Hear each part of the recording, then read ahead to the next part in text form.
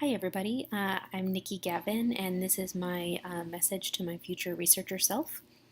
I am taking this course to get some experience in qualitative methods, which I have very little experience with, coming from a background that's based in pure mathematics.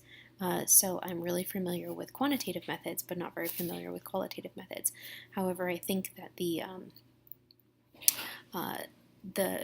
research focus that I'm looking at this time would actually really benefit from some qualitative methods, as I'm looking at focusing on trauma-informed teaching and learning in community college mathematics classrooms and trauma-informed educational practices. And so I think that exploring the techniques in qualitative methods would allow me to get a better understanding of how I could use both quantitative and qualitative methods in my future research. So my 5 years from now will be 2024, and so I'm hoping that in the next 5 years I have been able to contribute to the general understanding and awareness of the impacts of trauma on learning in the community college context. There is some research that has been and is being conducted in K-12 context around trauma and its impacts on learning, but specifically also considering an equity lens. But even that research in the K-12 context is actually is emerging and is not well known and well understood at this point. And there's even less research in higher education around those same ideas.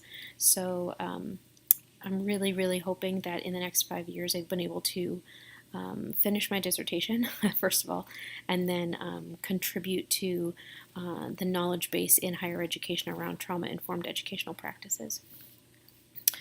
And specifically to mathematics learning, and hopefully being able to look at it through an equity lens and consider how access and inclusion are really impacted and are cofactors in terms of trauma. So I think that that's the one biggie is finishing the dissertation. But another facet of what I'm trying to accomplish in the next 5 years is not only finishing the dissertation so that I am contributing to the body of knowledge that is the awareness of what the impacts of trauma are in learning, but also I'd like to contribute to the existence of resources for faculty members, for educators, for professional development, because I think as a faculty member myself, one common experience is that I have, had students that I've had to, sorry, my cat's right here. Here she is.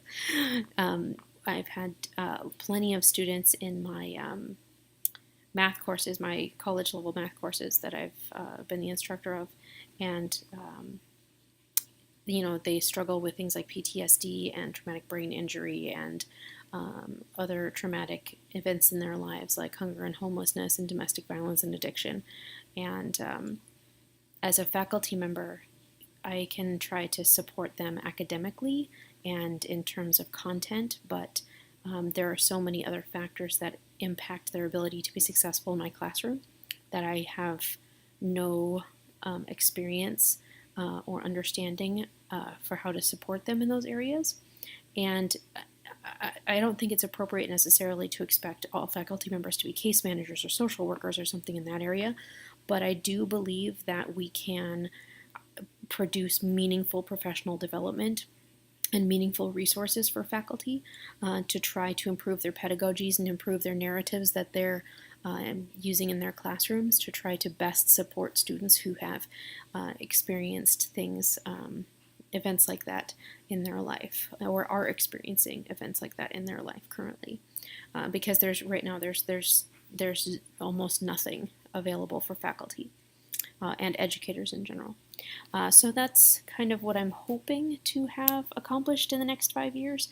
I'm also hoping to have collaborated with some folks in the social work community, as well as some folks in the community college community to try to just expand my impact of my research. And this is my kitty cat Pooh. She's saying hi to everybody. Okay, so I'm looking forward to the work this term in our course together, and I'll look forward to watching everybody else's videos.